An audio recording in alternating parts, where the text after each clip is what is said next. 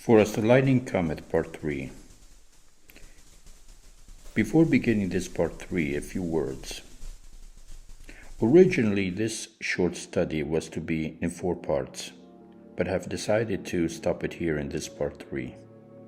The reason is because under the original plan of a short study in 4 parts, this Part 3, under the original plan, was to be Part 4, while what was Part 3 was included in Part 2. This is Part 3, and with this Part 3, this short study ends. What is the correct understanding of Matthew chapter 24, verse 27? Matthew chapter 24, verse 27 KJV. For as the lightning cometh out of the east, and shineth even unto the west, so shall also the coming of the Son of Man be. What is that coming of the Son of Man be in verse 27? That Son of Man we read in Matthew chapter 24, verse 30. Matthew chapter 24 KJV, verse 30. And then shall appear the sign of the Son of Man in heaven, and then shall all the tribes of the earth mourn, and they shall see the Son of Man coming in the clouds of heaven with power and great glory. Verse 27 is referring to that coming of Jesus in verse 30, the coming of the Son of Man. Matthew chapter 24, verse 27, coming of the Son of Man, is that same coming of the Son of Man in verse 30, and not some other coming of the Son of Man.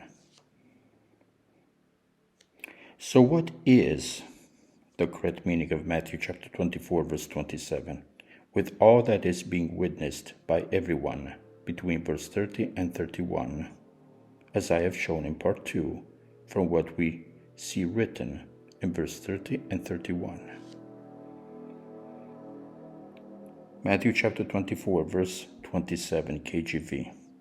For as the lightning cometh out of the east, and shineth even unto the west, so shall also the coming of the Son of Man be. Who are all the tribes of the earth of verse 30?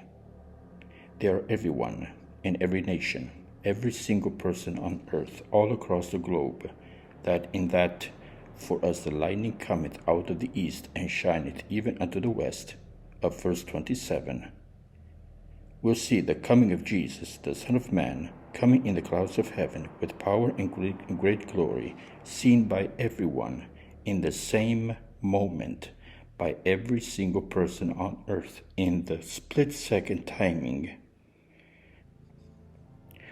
of that of a lightning cometh and gone.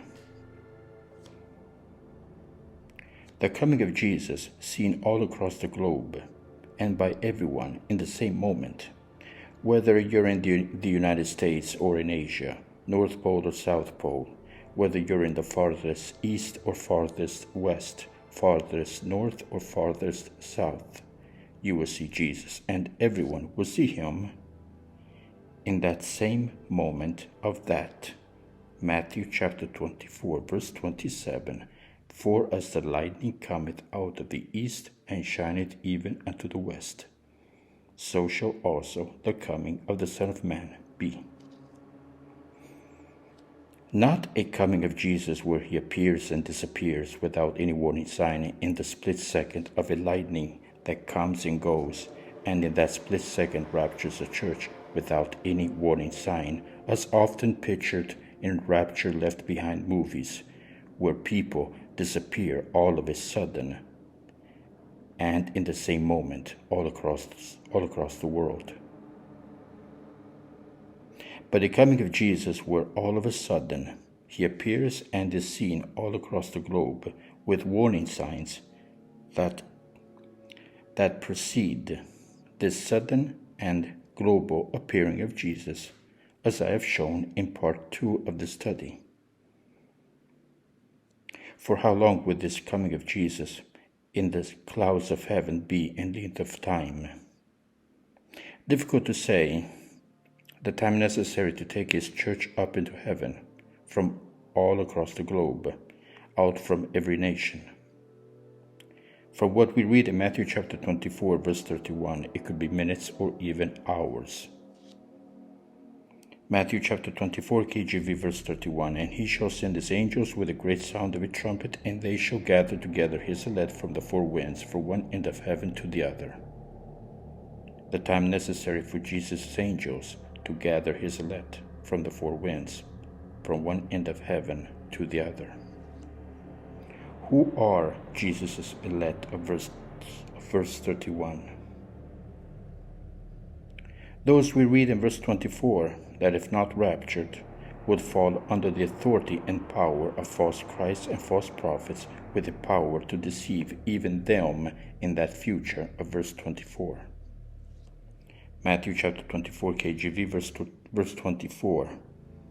For there shall arise false Christs and false prophets, and shall show great signs and wonders, insomuch that if it were possible, they shall deceive the very elect.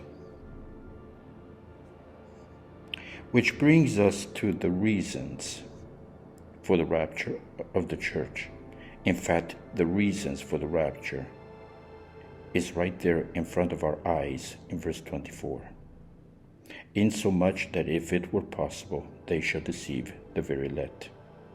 What would make it not possible for the very elect not to be deceived by such false Christs and false prophets of that future, verse 24, that will show in their presence great signs and wonders, is the rapture.